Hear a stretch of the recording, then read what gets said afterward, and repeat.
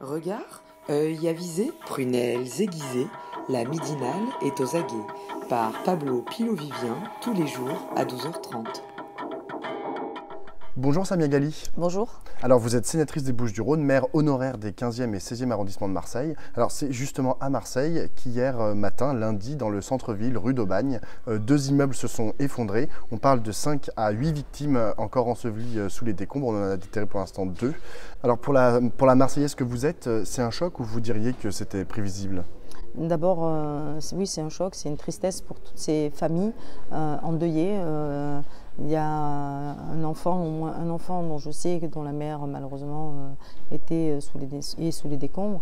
Elle l'a déposé à l'école le matin, elle ne le récupère pas à la sortie de l'école. C'est un choc. Moi, je suis une maman et je peux imaginer la tristesse de cet enfant, la colère, tout ce qui va passer dans sa tête et le choc. Donc oui, je suis attristée parce que il n'y a pas d'autre mot face à ce désastre. Et bien sûr, je suis aussi en colère parce que, vous savez, ce genre d'incident, ça ne doit pas arriver aujourd'hui dans une deuxième ville de France et au XXIe siècle. Ce n'est pas possible. Alors Jean-Luc Mélenchon a dit que c'était les maisons des pauvres qui tombaient et que ce n'était pas un hasard. Est-ce que vous êtes d'accord avec lui ? Oui, je l'ai dit moi-même. Je dis que de toute manière, malheureusement, d'être pauvre, on ne doit pas mourir d'être pauvre, quoi. Ça, c'est pas possible. Parce que oui, c'est vrai que c'est la misère. Faut savoir que vous avez des propriétaires qui profitent de cette misère-là, qui profitent parce que ces mêmes locataires n'ont pas la possibilité d'aller habiter ailleurs que là. Et même, ils les menacent quand les locataires se permettent de dire qu'ils ne sont pas d'accord avec, qu'ils se plaignent de ne pas avoir justement le logement dans les normes dans lesquelles ils devraient être. Et c'est là que finalement ils sont pris au piège d'une certaine façon, ces habitants. Donc oui, on profite de la pauvreté, mais par contre ceux qui louent, ils ne sont pas dans la pauvreté parce qu'ils s'enrichissent sur ces gens-là, parce qu'ils s'enrichissent avec l'argent de l'État, notamment avec les APL par exemple. Justement, Mélenchon et Castaner ont parlé de marchands de sommeil. C'est un fléau à Marseille, c'est une réalité. Mais c'est une réalité, mais quand vous avez que 4%, vous êtes dans un territoire, le premier arrondissement qui est populaire, vous avez 4% de logements sociaux, en sachant que 80% de gens, notamment dans ce territoire, pour ne pas dire 90%, sont éligibles au logement social. Ça pose un problème parce qu'à un moment, quand vous ne pouvez pas vous loger, vous faites comment ? Vous allez voir des marchands de sommeil qui profitent de votre détresse et qui finalement vous donnent des logements qui en réalité sont des logements pour vous tuer. Alors Christophe Castaner a parlé hier matin de 6 000 logements qui sont des copropriétés indignes. Il y a un rapport en 2015 qui a parlé de 100 000 habitants. C'est bien trompé, c'est 40 000. Castaner a parlé de 6 000. Ah oui, non, mais si c'était 6 000, ça serait facile. Non, c'est 40 000 logements qui sont, je parle de ce qui est mis dans le rapport, 40 000 logements qui sont réellement très, très, très vétustes, comme ce qu'on a vu dans les immeubles d'hier. Et vous en avez 40 000 autres qui sont en devenir d'être vétustes. Voilà, on est à peu près à 80 000, voire 100 000 logements. Et il y a des choses qui sont mises en place pour lutter contre ça ? Non, c'est pour ça que moi j'ai proposé, et je demande au maire de Marseille de mettre en place tout simplement l'autorisation, un permis de location. Voilà. Et que ça éviterait d'avoir des marchands de sommeil et que les marchands de sommeil soient obligés de faire un diagnostic par des organismes agréés qui viendraient pour pouvoir déposer avec ce document et avoir l'autorisation de pouvoir louer. Alors justement, vous parlez du maire de Marseille. Il y a un plan de requalification du centre-ville qui avait été engagé par la mairie en 2011. C'était juste des mots en l'air ou ça a été suivi des faits ? 2011, je crois qu'on est bientôt en 2019. 8 ans, 7 ans, 8 ans.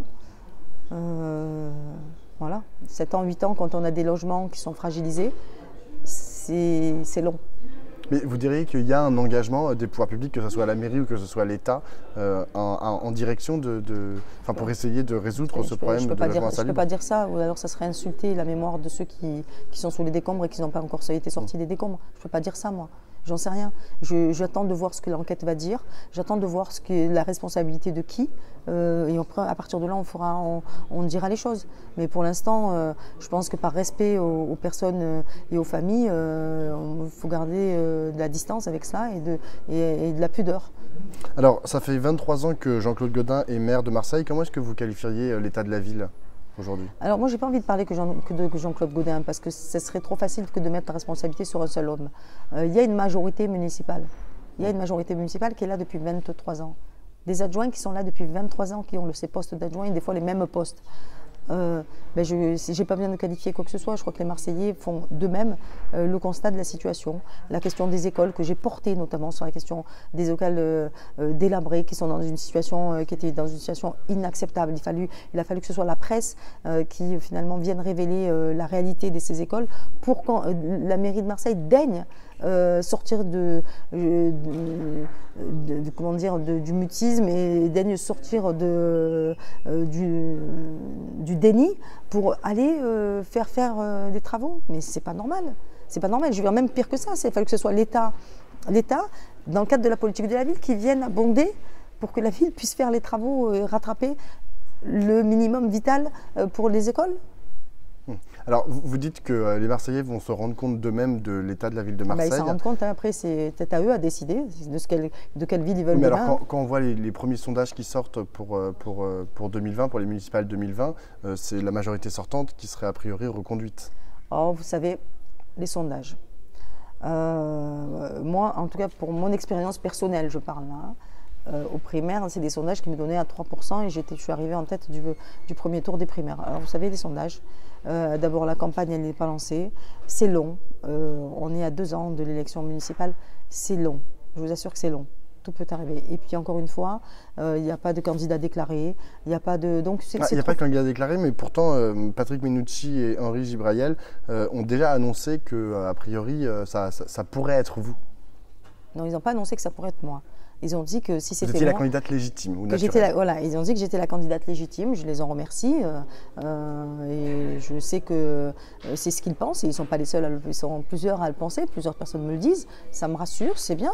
Mais pour autant, je vous dis encore une fois, aujourd'hui, je n'ai pas décidé de ce que j'allais faire. Alors, on connaît l'état du PS au niveau national, mais comment il se porte à Marseille, hein?